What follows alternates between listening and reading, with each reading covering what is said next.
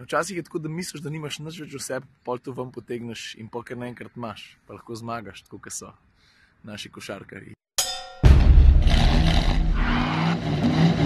Za začetek, če lahko malo pišem celotno situacijo. Ravno ker sem se vrnil iz Istanbula in ker jutri avto vrnem, moram zdaj narediti sladko kisle.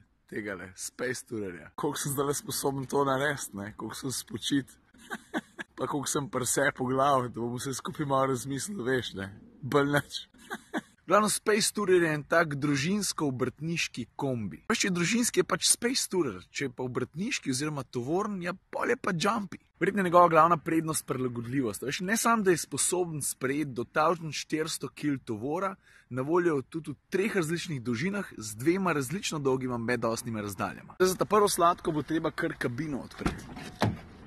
Dosti dobra oprema tukaj noter, veš, to je jasno, že takoj, ko pogledaš sedeže, vidiš, vse skupaj je noter v ledru. Tako je bilo takrat v mojemu partnerju, ko sem ga takrat testiral. Se spomnite to? Bom jaz malo ležal, prav, ko mi tako bolj paše. Glavno, tako, ko sem rekel, prva sladka je prilagodljivost. To pomeni, da lahko celotno kabino prilagajaš po svojih željah. Tukaj imam v mislih predvsem to, da je lahko tudi čist prazneš, ker pomeni, da lahko vse sedeže, ali pa samo enega, ali pa 3, ven vzameš. In vso to prilagajanje seveda vpliva tudi na prostor. Lahko ga imaš razmeroma malo, ne, če so v kabini vsi sedeži, ki so sploh na voljo. In tukaj je tudi malo poležal, prav. Hotel sem reči, da je v tem trenutku Space Tourer 8 sedežnik. Veš, tole je 3. sedežna vrsta, tukaj so 3 jezici, v drugi vrsti so 3. Ja, kva, v prvi sta pa 2.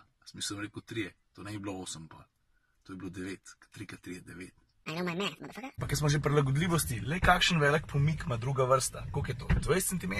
Vsaj. Druga sladka, jaz vem, da se bom ponavljal. Jaz sem podobno stvar za sladke imenoval že pri Peugeot partnerju, ne? Ampak meni tele kombi, predvsem Peugeot partner pa Citroenov Space Tourer ful dobro izgledajo. In zato se mi upravičeno zdi, da tudi on dobi takšno sladko, povezano z videzom. Pač ta bulast nos mi je simpatičen. Se še spomnite časov, ne? Ker noben kombi ni dobro izgledal, no matter what. Tretja sladka je dobro počutje v kabini. Veš, ni tako, da se vsakmu avto ali pa kombi avtomatsko dobro počutiš.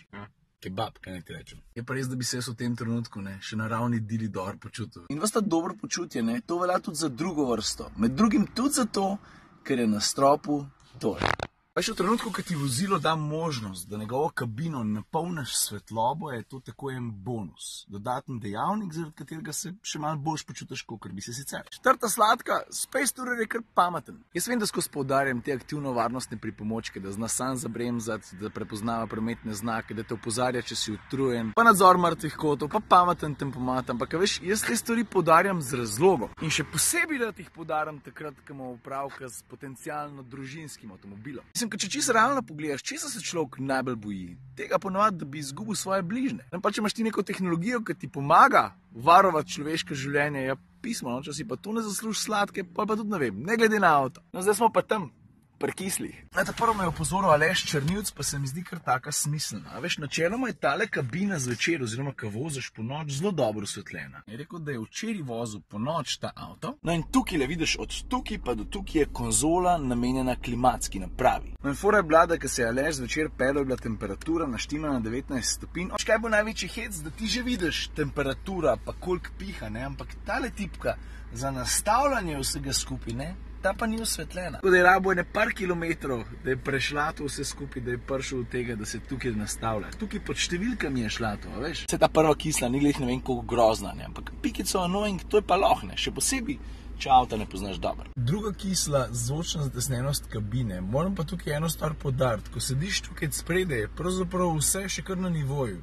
Ni noben problem. Če se pa odločiš, da boš sedel zadaj, tam je pa malo večji problem. Ampak je treba tukaj obzirati eno stvar vzeti, ne? Takšne stvari do izraza pridejo na daljši poti. Recimo, kaj pa je svet? Ljubljana-München je tacga. Veš, ki si 3, 4 ali pa 5 ur v avtu. Tretja kisla, jaz vem, da je ta notranjost zelo prilagodljiva. Konec koncev tukaj v sprednjem delu, predvsem v vratih, ogromno enih odlagališč in uporabnih prostorov, kamor lahko stvari pospraviš. Ampak jaz bi moral še nekaj. Vidiš ta ogromen prostor med sprednjima sedežema? Vse je super, da je veliko prostora, ne? Ampak tukaj na sredini bi jaz raje imel kakšno uporabno odlagalno konzolo. To smo v tapeti sladkine in to so vozne lastnosti. Pa po moje najboljše, če jaz takole povem. Če meni ne bi uspel dobiti letalske karte, da sem lahko poletel v Istanbul, potem bi se odpeljal s tem avtom. Pravzaprav sem bil s Citroenovim PR-ovcem že na vezi, da sva dogovorjena, da lahko naredim več kilometrov. Tukaj mi pa po moje lahko na besedo verjameš, ne? Da se jaz na Jurija 600 ali koliko je dolga pot v eno smer, ne bi hotel odpraviti z avtom, ker ne bi bil res odličen na cesti. Da se razumemo, ne, tukaj ne govorimo o odličnosti blaženja poslovnih limuzin, ne, ampak nasplošno je ta avto zelo prijeten za voz.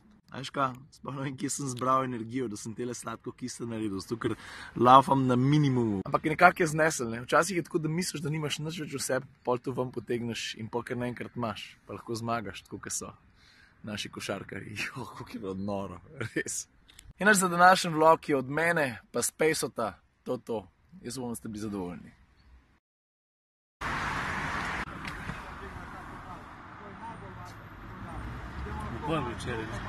Jure, top 3 stvari tega avta, zelo na kratko. Poraba, videz, sem to je stvar osebnega okusa, pa tako, high-tech performance.